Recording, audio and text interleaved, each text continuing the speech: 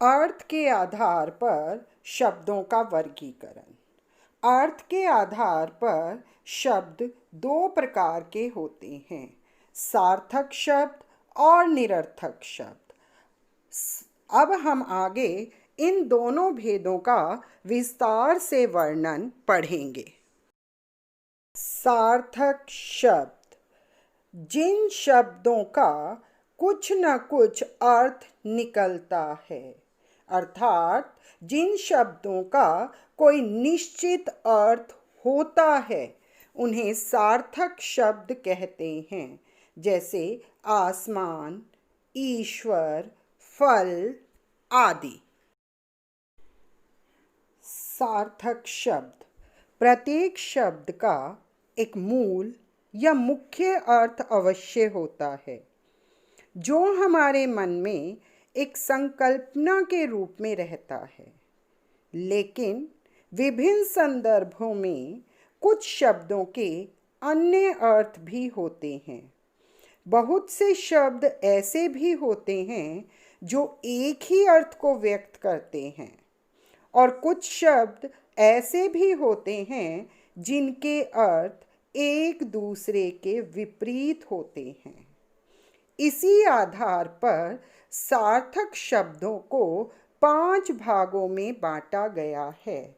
समानार्थी या पर्यायवाची शब्द, अनेकार्थी शब्द, एकार्थी शब्द, श्रुति सम भिन्नार्थक शब्द और विपरीतार्थी या विलोम शब्द।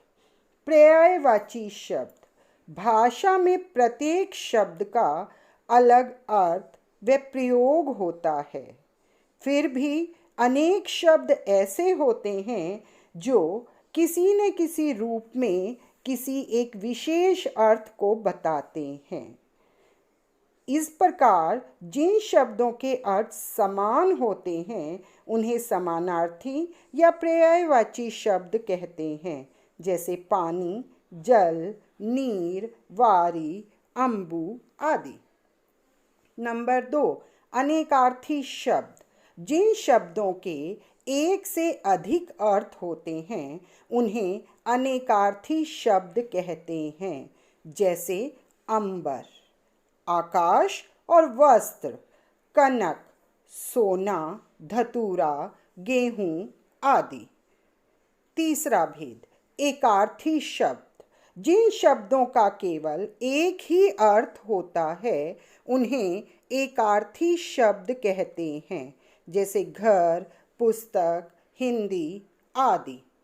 श्रुति सम भिन्नार्थक शब्द, जो शब्द सुनने में एक जैसे लगते हैं किंतु उनके अर्थ भिन्न होते हैं, उन्हें श्रुति सम भिन्नार्थक शब्द कहते हैं। ये शब्द सुनने में भले ही एक जैसे लगते हों, किंतु इनकी वर्तनी में भी सूक्ष्म अंतर अवश्य होता है। जैसे अंश, अंश, अंश भाग, अंश कंधा। समानार्थी सार्थक शब्दों का 5वां भेद, विलोम या विपरीतार्थी शब्द। कुछ शब्द परस्पर विपरीत अर्थ बताते हैं, उन्हें विलोम शब्द कहते हैं। जैसे पाप, पुण्य, दिन, रात आदि। निरर्थक शब्द, व्याकरण में केवल सार्थक शब्दों का ही अध्ययन किया जाता है, परंतु कभी कभी निरर्थक शब्द वाक्य में प्रयुक्त होकर अर्थ व्यक्त करते हैं। उनका अपना कोई अर्थ नहीं होता, लेकिन वो वाक्य में प्रयोग होकर पूरे वाक्य में अर्थ प्रकट करते हैं।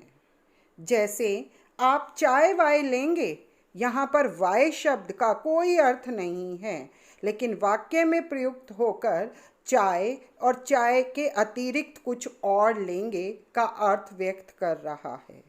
उसी तरह से मुझे रोटी वोटी दे दो, यहाँ पर वोटी शब्द का कोई अर्थ नहीं है, लेकिन वो वोटी शब्द रोटी के साथ कुछ अतिरिक्त खाने की तरफ अर्थ प्रकट कर रहा है।